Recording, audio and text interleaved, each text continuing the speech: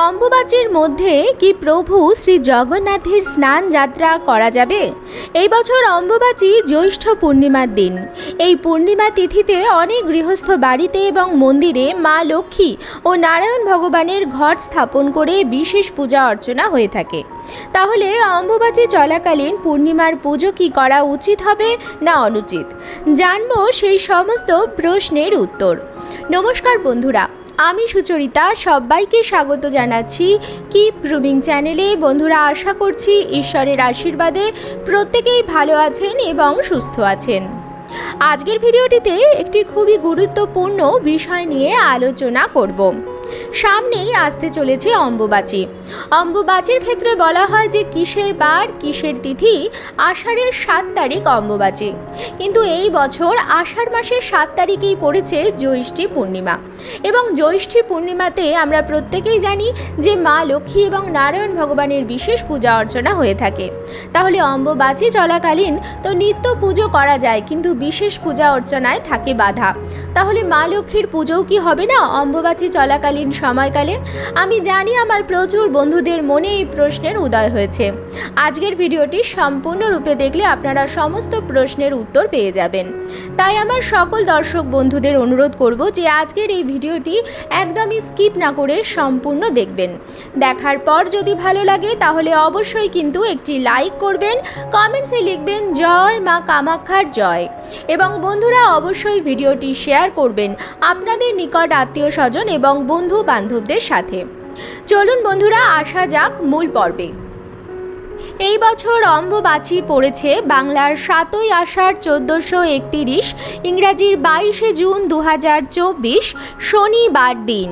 অম্বুবাচীর প্রবৃত্তি হচ্ছে শনিবার 22শে জুন সকাল 8:45 থেকে, এবং অম্বুবাচীর নিবৃত্তি হচ্ছে মঙ্গলবার 25শে জুন রাত্রি 9:08। বন্ধুরা, অম্বুবাচীর প্রবৃত্তি এবং নিবৃত্তির যে সময়কালটি, সেই সময়কালটি কিন্তু সনাতন ধর্মাবলম্বীদের কাছে বিশেষ গুরুত্বপূর্ণ, এবং অনেক নিয়মবিধি ও নিষেধ থাকে যেগুলি অবশ্যই পালনীয়।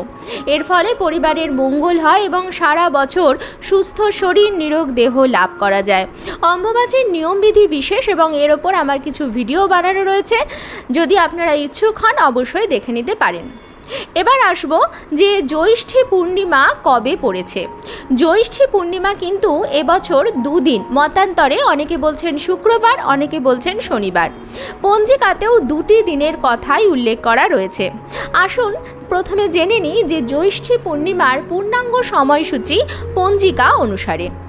জ্যৈষ্ঠ পূর্ণিমা পড়েছে বাংলার 7ই আষাঢ় 1431, ইংরাজির 22শে জুন 2024 শনিবার দিন। তবে পূর্ণিমা কিন্তু লেগে যাচ্ছে পূর্ব দিন, অর্থাৎ শুক্রবার দিন।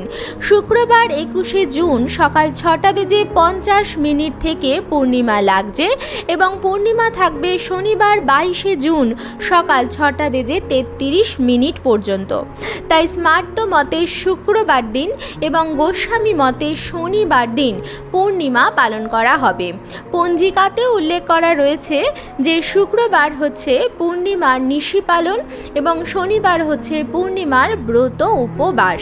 তাই বন্ধুরা, যদি আপনারা চান শুক্রবার দিনও পূর্ণিমার বিশেষ পুজো করতে পারেন, মা লক্ষ্মী এবং নারায়ণ ভগবানের বিশেষ পূজা অর্চনা ঘট স্থাপন করে যদি আপনারা করতে চান, আপনারা শুক্রবার দিনও করতে পারেন।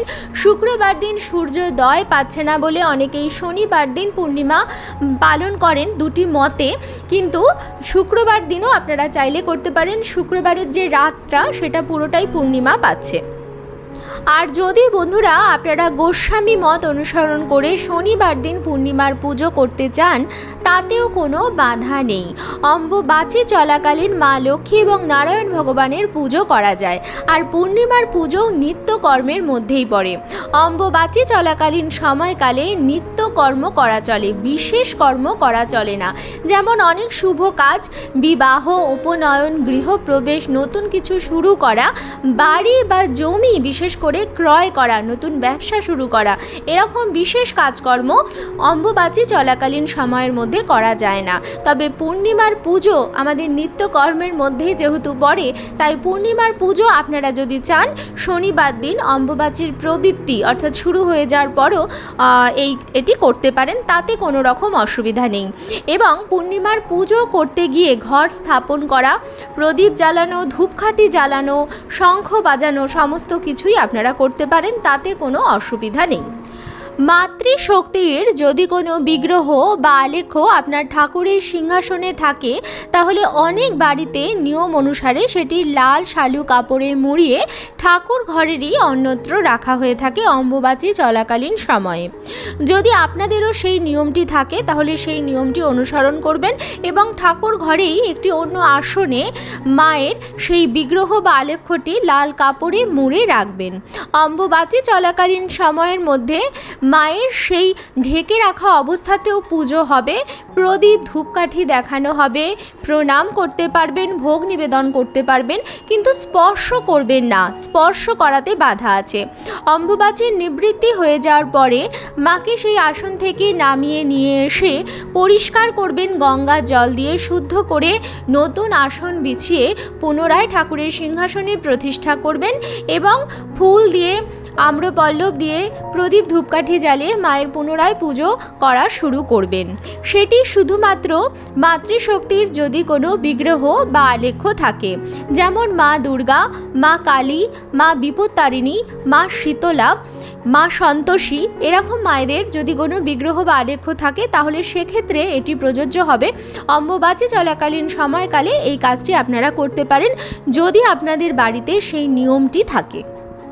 অম্বুবাচী চলাকালীন সময়ের মধ্যে ঠাকুরের ভোগে আম এবং দুধ নিবেদন করতে হয় এবং প্রসাদ হিসাবে সেটি গ্রহণ করতে হয়। অম্বুবাচীর প্রবৃত্তি এবং নিবৃত্তির মাঝখানের যে সময়কাল, সেই সময়কালে সর্প ভয় থেকে মুক্তি পাওয়ার জন্য আম দুধ খাওয়ার নিয়ম আছে এবং এই খাবারটি অবশ্যই গ্রহণ করবেন। এর ফলে শরীর সুস্থ থাকে এবং সারা বছর নিরোগ দেহ লাভ করবেন। তাই বন্ধুরা, আপনারা অবশ্যই যদি বাড়িতে পূর্ণিমাতে মা লক্ষ্মী এবং নারায়ণ ভগবানের পুজো করেন, আম দুধ কিন্তু অবশ্যই নিবেদন করবেন। এবার নারায়ণ ভগবানের যে ভোগটি আপনারা নিবেদন করবেন তাতে তুলসী পত্র দেওয়া যাবে কি যাবে না, তাই নিয়েও অনেক বন্ধুদের মনে প্রশ্ন আছে।